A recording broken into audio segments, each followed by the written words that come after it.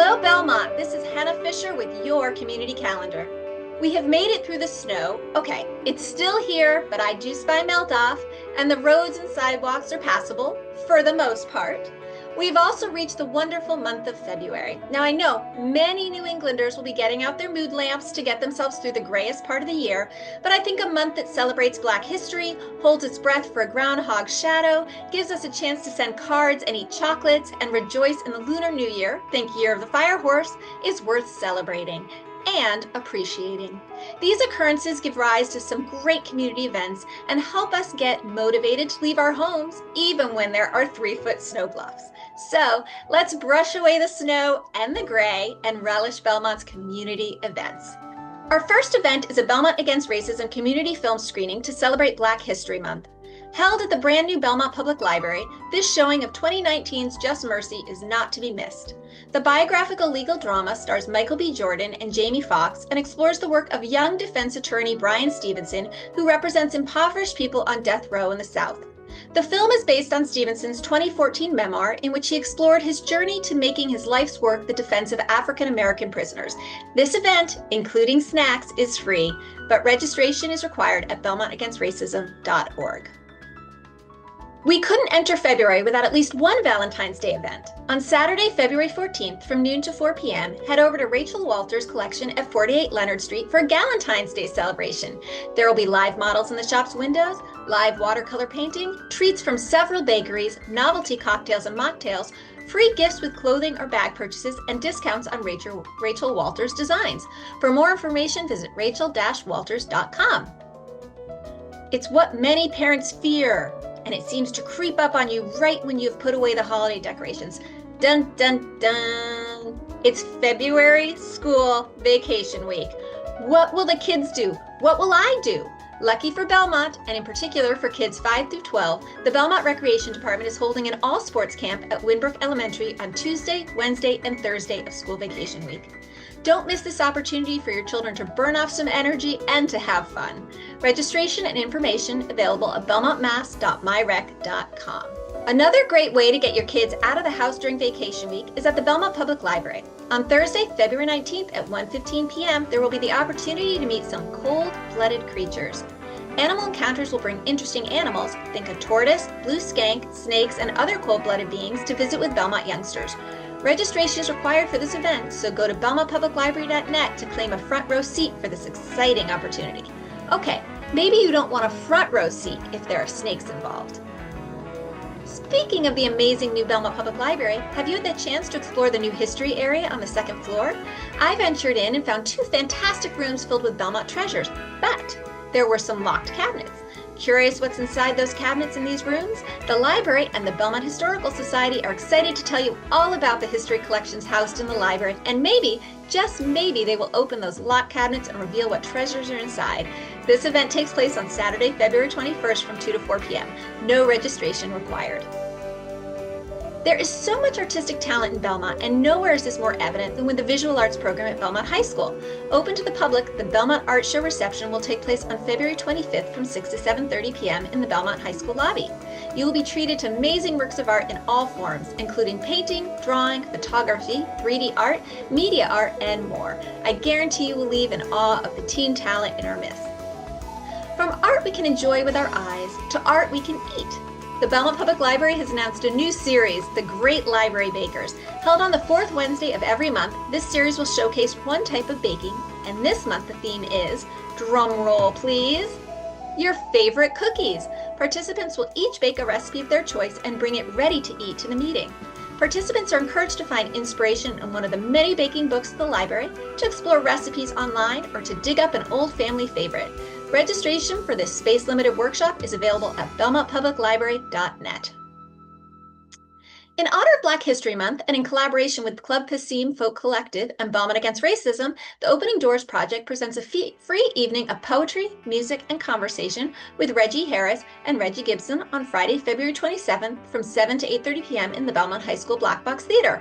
Reggie Gibson is the first and current Poet Laureate of Massachusetts, a National Poetry Slam champion, and currently teaches at both Clark University and Berklee College of Music. Reggie Harris is a songwriter, storyteller, and lecturer who uses music and the spoken word to make an impact in education, social and racial justice, the environment, faith, and in human and civil rights. He is a teaching artist in the Kennedy Center's CETA program, a Woodrow Wilson Scholar, director of music education for the Living Legacy Project, and a winner of the Spirit of Folk Award. This event is free and open to the public. Doors open at 6:30 p.m. Have you seen buckets hanging from trees? Have you had an unexplainable desire to cook pancakes? Well, you know what that means, maple syrup time. And we have opportunities to learn all about the maple syrup process right in our own backyard. The Habitat Education Center and Wildlife Sanctuary is hosting 2 maple syrup related events on Saturday, February 25th, beginning at 9 a.m. with a family event and an adult event at 11 a.m. Start out the day with a morning maple walk and a treat. Visit Habitat's maples and explore the late winter woods, learning how to tell different trees apart by their bark, buds, and branching patterns. Find out how sap is transformed into syrup through traditional sugaring techniques, then savor the results with a sweet treat featuring fresh maple syrup and homemade flapjacks. It's a delicious way to connect with nature, family, and the changing rhythms of the season. Both of these events require advance registration. Visit massaudubon.org for more information and to save your space. Live from Belmont, it's Open Blues Jam Session at Belmont Books. Once a month, starting on Sunday, March 1st from 4:30 to 6:30 p.m., Belmont Books will become your local spot for live music. Musicians and those who appreciate music are encouraged to come out to rock out with your fellow Belmontians. Guitarists, bassists, drummers, horn players, singers, fiddlers, and dancers are invited to play, listen, and hang. There will be a house drum kit, 2 amps for guitarists and bassists, and 1 live microphone ready for use. Refreshments will be available for purchase, and you can shop at the bookstore while you listen. The event is free and open to the public. Sticking with the music vibe, we head on over to the First Church on Friday, March 13th for their second Friday concert series. Songwriter, recording artist, performer, and educator Carrie Newcomer has been described as a prairie mystic by the Boston Globe and one who asks all the right questions by Rolling Stone magazine. Carrie has 19 nationally released albums and 3 books of poetry and essays. Her song, I Shoulda Known Better, appeared on Nickel Creek's Grammy-winning gold album, This Side, and she earned an Emmy for her PBS special, An Evening with Carrie Newcomer. To purchase tickets, visit secondfridayconcerts.org. On Sunday, March 15th, from 1:30 to 3:30 p.m., join the Belmont Pan-Asian Coalition for a joyful, multicultural Lunar New Year celebration in the heart of Belmont Center. Gather at the intersection of Moore and Leonard Streets to celebrate culture, community, and the start of the new year together, and take part in a rolling Lunar New Year parade. The parade begins in Boston's Chinatown and travels through communities across Greater Boston. This vibrant multi-city motorcade is co-organized by the Chinese American Heritage Foundation alongside partner community organizations. All are welcome to come celebrate, connect, and ring in the Lunar New Year. Visit belmontpac.org for additional information. The Foundation for Belmont Education, or FBE, is responsible for so much that makes Belmont schools special, innovative, and supportive of all students. You may know them from their exciting events like the Apple Run or their bright green logo pasted on items they've funded in almost every classroom throughout the district. The FBE has a truly integral role in making Belmont schools amazing. Here to talk about the FBE's mission, how they fund the schools, upcoming events, and other exciting happenings is FBE Co-President Maria Olagunju. Maria, welcome. Thank you so much for having me, Hannah. I so am appreciative of the fact that I get to be on air with you today. Well, I am excited to have you here as well. And I was hoping you could just start us off by introducing yourself and your position with the FBE. My name is Maria Olagunju. I am co-president of the FBE this year. As you probably know, the FBE funds enrichment and innovation in Belmont Public Schools. I like to tell folks that many of the PTOs and PTAs fund specific schools, and at the FBE, we fund needs from across the entire school district. So we work closely with the superintendent's office to better understand what our schools need, and we fundraise all year long through various events to raise funds and provide grants to teachers and schools as needed. Great. And when you talk about who comprises the FBE? Who helps? Who sits on the board? Great question. We have individuals from throughout the entire community. We have, as you can imagine, many parents that are involved with the FBE. We also have people in the community that are passionate about public education, and sit on the board despite not having children in Belmont Public Schools. So we like to say we're a pretty diverse board, but we are always looking for new individuals. So if you're interested, please visit our website. And so the board and people are primarily volunteers that are working with the FBE? Yes, that's right. We're a group of almost 30 board members, and all of us volunteer our time to fundraise for the FBE and donate funds back into the schools. Excellent. Well, I have seen one of my favorite events in the news recently. So I thought maybe we could start it off with the event that's happening soon and events that are going to be coming down, down the pike. Yeah, I'm so glad you brought that up. Well, actually, this next weekend, we do have the spelling bee that is happening. This is the 30th anniversary of the spelling bee. And I'm not sure if your children participated, but in the past, my kids have all participated. It's a wonderful event. We get spellers from K through sixth grade that get to go up on stage and spell, before all their parents and friends. It's a wonderful event, so we're really excited to host that this year. But also upcoming, we have a sort of our spring gala, which, as you might know, had sort of it stopped happening during COVID for obvious reasons, but we've recently brought it back. Last year, we hosted a casino night, which was a huge hit. And this year we have a new and fun event called the Denim and Diamonds Spring Gala.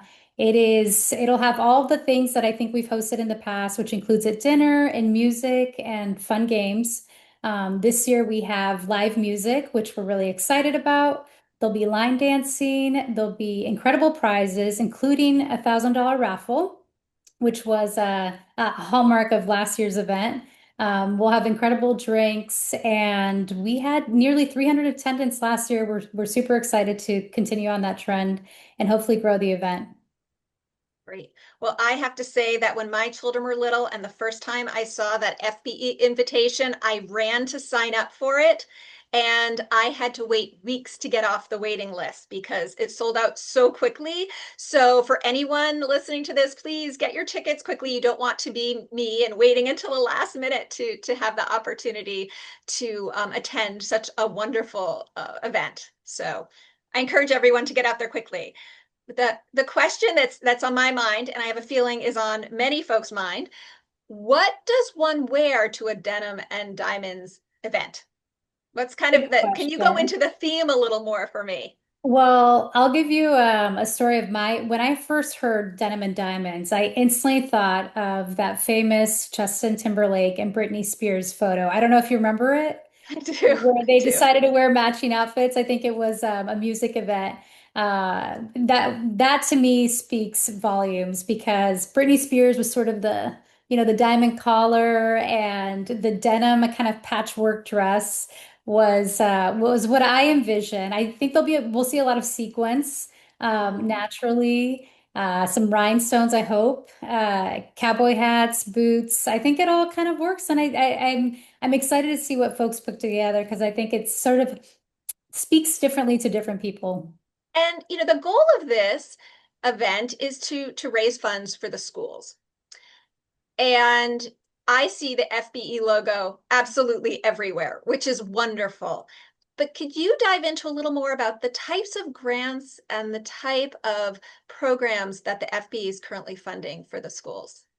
Yes. Well, this is one of the reasons that many of our board members joined the board, obviously. Not many of us have a fundraising background, but I think all of us are deeply passionate about ways in which we can really help transform our schools to be all of the things that many people move to Belmont for, right?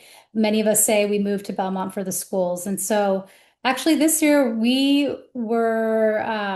super excited about the fact that we recently donated $200,000 to revitalize the elementary school libraries. Something that we had learned through meeting with some of the educators and hearing from them through our grant application process was that our elementary libraries had books that were roughly 24 years old on average. So the average age of a book in our libraries was extremely dated.